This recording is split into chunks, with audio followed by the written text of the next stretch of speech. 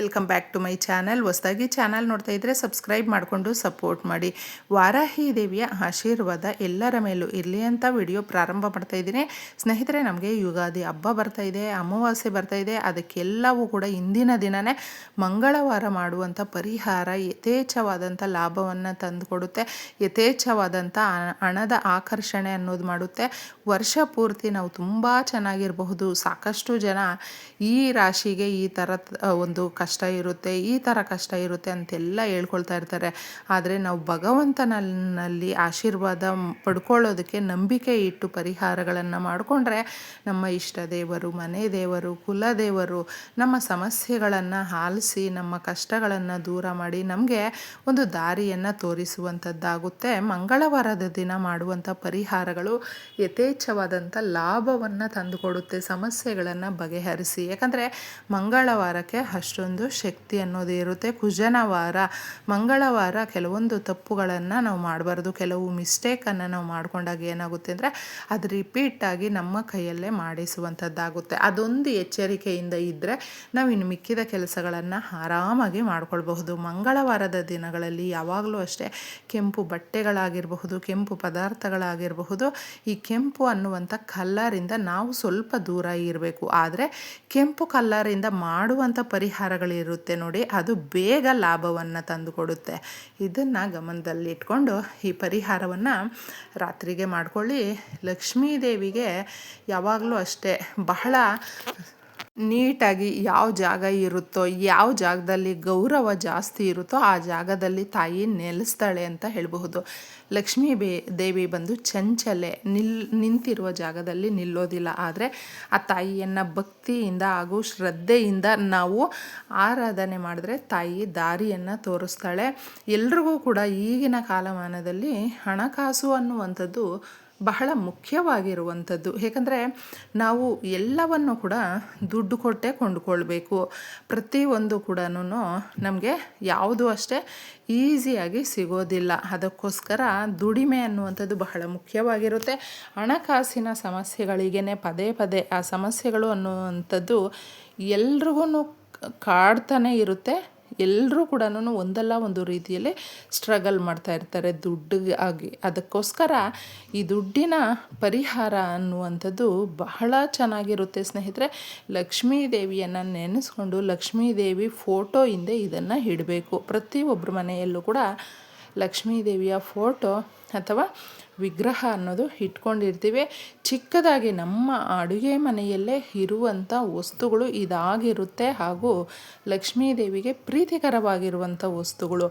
ಇದನ್ನು ಯಾರು ನಂಬಿಕೆ ಇಟ್ಟು ಈಸಿ ಮೆಥಡಲ್ಲೇ ಮಾಡ್ಕೊಳ್ತಾರೆ, ಈ ಯುಗಾದಿ ಅನ್ನುವಂಥದ್ದು ಅವ್ರು ಅಂದುಕೊಂಡಿರುವ ಕೆಲಸಗಳು ಯಶಸ್ಸು ಅನ್ನೋದು ಸಿಗುತ್ತೆ.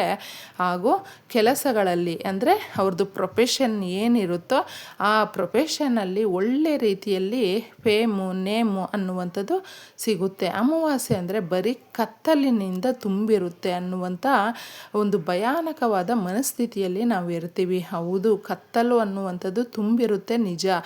ಆದರೆ ನಾವು ಮಾಡುವಂಥ ಪರಿಹಾರಗಳು ಮಾತ್ರ ಅಮಾವಾಸ್ಯೆ ದಿನಗಳಲ್ಲಿ ಲಕ್ಷ್ಮೀ ದೇವಿಯನ್ನು ಸಾಕಷ್ಟು ಜನ ಆರಾಧನೆ ಮಾಡ್ತಾರೆ. ಈ ರೀತಿಯ ಪರಿಹಾರವನ್ನು ಮಾಡ್ಕೊಳ್ತಾರೆ ಸ್ನೇಹಿತರೆ. ಆಗ ಎಲ್ಲ ಲಾಭಗಳು ಕೂಡ ಸಿಗುತ್ತೆ. ಏನು ಅಂದುಕೊಂಡಿರ್ತಾರೆ ನೋಡಿ, ಆ ಕೋರಿಕೆಗಳು ಆ ಸಕ್ಸಸ್ ಅನ್ನುವಂಥದ್ದು ತಂದುಕೊಡುತ್ತೆ ಅಂತ ಹೇಳಬಹುದು. ಒಂದು ನೀವು ಕೆಂಪು ಬಟ್ಟೆಯನ್ನು ತಗೊಳ್ಳಿ, ಚಿಕ್ಕದು ಕೆಂಪು ಬಟ್ಟೆಯನ್ನು ತಗೊಳ್ಬೇಕು. ಮಂಗಳವಾರ ನಾವು ಕೆಂಪು ಬಟ್ಟೆಯನ್ನು ಹಾಕ್ಕೊಳ್ಬಾರ್ದು. ಹಾಗೂ ಕೆಂಪು ಕಲ್ಲರಲ್ಲಿರುವಂಥ ಅಡಿಗೆ ಪದಾರ್ಥಗಳು ಅನ್ನುವಂಥದ್ದು ಮಾಡಬಾರ್ದು ಅನ್ನೋದು ಗೊತ್ತಿರುತ್ತೆ. ಆದರೆ ಕುಜನಿಗೆ ಒಂದು ಕಲ್ಲರು ಅನ್ನೋದಿದೆ, ಅದಕ್ಕೆ ಸಂಬಂಧಪಟ್ಟಂಥದ್ದು ಅಂದರೆ ಕೆಂಪು. ಇದರಿಂದ ಮಾಡುವಂಥ ಪರಿಹಾರ ನಮಗೆ ತುಂಬ ಒಳ್ಳೆ ಪಾಸಿಟಿವ್ ಅನ್ನುವಂಥದ್ದು ಸಿಗುತ್ತೆ. ಒಂದು ಚಿಕ್ಕದಾಗೆ ನೀವು ಕೆಂಪು ಬಟ್ಟೆಯನ್ನು ತಗೊಂಡು ಅದರ ಮೇಲೆ ಮುಖ್ಯವಾಗಿ ಕಲ್ಲುಪ್ಪನ್ನು ಹಾಕಬೇಕು. ಸಮುದ್ರ ಗರ್ಭದಲ್ಲಿ ಸಿಕ್ಕಿರುವಂಥದ್ದು. ಅದಕ್ಕೋಸ್ಕರ ಶ್ರೀ ಮಹಾಲಕ್ಷ್ಮಿ ಪ್ರಸನ್ನಗೊಳ್ತಾಳೆ. ಒಂದಿಷ್ಟು ಹಿಡಿಯಷ್ಟು ಕಲ್ಲುಪ್ಪನ್ನು ಹಾಕಬೇಕು. ಏಲಕ್ಕಿ ಬಂದು ಲಕ್ಷ್ಮೀ ದೇವಿಗೆ ಇಷ್ಟವಾಗುವಂಥದ್ದು. ಲಕ್ಷ್ಮೀ ದೇವಿ ಯಾವ ಜಾಗದಲ್ಲಿ ಇರ್ತಾಳೆ? ಶ್ರೀ ಮಹಾವಿಷ್ಣು ಸಮೇತ ಇರ್ತಾಳೆ. ಅದಕ್ಕೆ ಆ ತಾಯಿಯನ್ನು ಪ್ರಸನ್ನಗೊಳ್ಬೇಕು ಅಂದರೆ ಮುಖ್ಯವಾಗಿ ಏಲಕ್ಕಿಗಳನ್ನು ಸ್ವಲ್ಪ ನೀರಲ್ಲಿ ನೆನೆಸಿದ್ದೆ ನೀವು ಒಂದು 20-30 ಸೆಕೆಂಡಷ್ಟು ನೆನೆಸಿಟ್ರೆ ಸಾಕಾಗುತ್ತೆ. ಹಾಗೂ ದಾರದಲ್ಲಿ ಪೋಣಿಸಬಹುದು. ಇದನ್ನು 5 ಏಲಕ್ಕಿಗಳನ್ನು ತಗೊಳ್ಳಿ, ಸುಗಂಧ ಭರಿತವಾಗಿರುವಂಥದ್ದು. ಹಾಗೆ ನಾವು ಯಾವುದೇ ಶುಭ ಕಾರ್ಯ ಮಾಡಬೇಕು ಅಂದರೂ ಅರಿಶಿಣ ಕುಂಕುಮ ಇಲ್ಲದ್ದು ಯಾವುದು ಕೂಡ ಮಾಡೋದಿಲ್ಲ. ಮುಖ್ಯವಾಗಿ ನಾವು ಅರಿಶಿಣ ಕುಂಕುಮವನ್ನು ಸ್ವಲ್ಪ ತಗೊಂಡು ಕೆಂಪು ದಾರದಲ್ಲಿ, ಈಗ ತಿಳಿಸಿದೆ ಅಲ್ವಾ, ಏಲಕ್ಕಿಗಳನ್ನು ಈ ಥರ ನಾವು ಒಂದಷ್ಟೊತ್ತು 20-30 ಸೆಕೆಂಡು ನೆನೆಸಿಟ್ಟಾಗ ಅದು ತುಂಬ ಸ್ಮೂತಾಗಿ ಆಗುತ್ತೆ.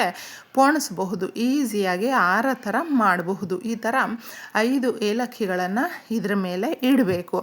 ಇಷ್ಟನ್ನು ನೀವು ಕ್ಲೀನಾಗಿ ಗಂಟು ಕಟ್ಟಬೇಕು ಸ್ನೇಹಿತರೆ. ಗಂಟು ಕಟ್ಟಿಬಿಟ್ಟಿದೆ ಇದ್ರ ಮೇಲೆ ಶ್ರೀಂ ಅನ್ನುವಂಥದ್ದು ಮಂತ್ರವನ್ನು ಬರ್ಕೊಳ್ಳಿ. ಯಾಕಂದರೆ ಶ್ರೀಂ ಅನ್ನುವಂಥದ್ದು ಶ್ರೀ ಮಹಾಲಕ್ಷ್ಮಿಯ ಮಂತ್ರ. ದುಡ್ಡನ್ನು ಆಕರ್ಷಿಸುವಂಥದ್ದು. ದುಡ್ಡು 4 ಕಡೆಯಿಂದ ನಮ್ಮನ್ನು ಹುಡುಕೊಂಡು ಬರುವಂಥ ಕೆಲಸ ಇದು ಮಾಡುತ್ತೆ. ಲಕ್ಷ್ಮೀ ದೇವಿಯ ಫೋಟೋ ಇರುತ್ತಲ್ವ, ಫೋಟೋ ಹಿಂದೆ ನಾವು ಇದನ್ನು ಇಡಬೇಕಾಗುತ್ತೆ. ಗಂಟನ್ನು ಕಟ್ಟಿ ಅದರ ಮೇಲೆ ಶ್ರೀಂ ಅಂತ ಬರೆದು ತಾಯಿ ಹತ್ರ ಹೇಳಿಕೊಂಡು ನಮ್ಮ ಹಣಕಾಸಿನ ಸಮಸ್ಯೆಗಳು, ನಮ್ಮ ಮನೆಯಲ್ಲಿ ಈ ರೀತಿ ದರಿದ್ರ ತುಂಬಿರೋದನ್ನು ಹೋಗ್ಲಾಡಿಸು ತಾಯಿ, ಅಲಕ್ಷ್ಮಿಯನ್ನು ನೀನು ದೂರ ಮಾಡು ಅಂತ ಕೇಳ್ಕೊಳ್ಬೇಕು. ಅಲಕ್ಷ್ಮಿ ಹೊರಟೋಗ್ಬಿಡ್ತಾಳೆ. ಆಗ ಶ್ರೀ ಮಹಾಲಕ್ಷ್ಮಿಯ ಆಶೀರ್ವಾದ ಸಿಗುತ್ತೆ. ಫೋಟೋ ಹಿಂದೆ ಹುಷಾರಾಗಿ ನಾವು ಕೆಳಗಡೆ ಬೀಳಿಸ್ದೆ ಇಟ್ಬಿಡಬೇಕು. ಈ ಥರ ಇಟ್ಟು ನೀವೇನು ಮಾಡಬೇಕು, ಇದನ್ನು ಇನ್ನು ನಾವು ಅಮಾವಾಸ್ಯೆ ಅನ್ನುವಂಥದ್ದು ನಮ್ಮ ಮನೆಯಲ್ಲಿ ಇರುವಂಥ ನಕಾರಾತ್ಮಕ ಶಕ್ತಿಗಳನ್ನೆಲ್ಲವೂ ಇದು ಅಬ್ಸರ್ವ್ ಮಾಡಿಕೊಳ್ಳುತ್ತೆ. ಇದರಲ್ಲಿ ಹಾಕಿರುವಂಥ ವಸ್ತುಗಳು ಎಲ್ಲವೂ. ಇನ್ನು ನಾವು ಯಾವತ್ತು ತೆಗಿಬೇಕು ಅಂತ ಹೇಳಿದ್ರೆ, ಕ್ಲೀನಾಗಿ ಗುರುವಾರ 19ನೇ ತಾರೀಕು ಬೆಳಗ್ಗೆ ನಾವು ಹಬ್ಬಕ್ಕೆ ಅಂತ ಇನ್ನು ಹೇಗಿದ್ದರೂ ಸ್ನಾನ ಮಾಡೇ ಮಾಡ್ತೀವಿ. ಸ್ನಾನ ಮಾಡಾದಮೇಲೆ ಇದನ್ನು ತೆಗಿಬೇಕು ಸ್ನೇಹಿತರೆ. ತೆಗೆದುಬಿಟ್ಟು ನೀವು ಎಲ್ಲಾದರೂ ಹುಷಾರಾಗಿ ತಗೊಂಡೋಗಿ. ಯಾಕಂದರೆ ಈ 2 ದಿನದಲ್ಲಿ ಮಂಗಳವಾರ ರಾತ್ರಿ ನಾವು ಮಾಡ್ಕೊಂಡಿರ್ತೀವಿ, ಬುಧವಾರ ಅಮಾವಾಸ್ಯೆ ಅನ್ನುವಂಥ ವಾತಾವರಣ ಏನಿರುತ್ತೆ ಆ ನಕಾರಾತ್ಮಕ ಶಕ್ತಿಯನ್ನು ಎಳ್ಕೊಳ್ಳುವಂಥ ಕೆಲಸ ಮಾಡ್ತಾ ಇರುತ್ತೆ. ಹಾಗೂ ನಮ್ಮ ಮನೆಯಲ್ಲಿ ಹಬ್ಬ ಅನ್ನುವಂಥದ್ದು ಎಲ್ಲ ರೀತಿಯಲ್ಲೂ ನಮ್ಮ ಇಚ್ಛೆಗಳನ್ನು ನೆರವೇರಿಸಿಕೊಡುವಂಥ ವಾತಾವರಣ ಅನ್ನೋದು ಸೃಷ್ಟಿಯಾಗುತ್ತೆ. ಇದನ್ನು ಸ್ನಾನ ಮಾಡ್ಕೊಂಡಾದಮೇಲೆ ಈ ಗಂಟನ್ನು ಹುಷಾರಾಗಿ ತೆಗೆದು ನೀವು ಎಲ್ಲಾದರೂ ಹರಿಯುವ ನೀರಿಗೆ ಫಸ್ಟು ಪ್ರಾಮುಖ್ಯತೆ ಕೊಡಿ. ಹರಿಯುವಂಥ ನೀರಿರುತ್ತೆ ನೋಡಿ, ಆ ಜಾಗಕ್ಕೆ ತಗೊಂಡೋಗಿದ್ದೆ ಈ ಗಂಟು ಸಮೇತ ಹಾಕಬೇಕು. ಈ ಥರ ಹಾಕಿ ನೋಡಿ ಎಷ್ಟೊಂದು ಒಳ್ಳೆಯದಾಗುತ್ತೆ ಅಂತ. ಎಲ್ರಿಗೂ ಒಳ್ಳೆಯದಾಗಲಿ.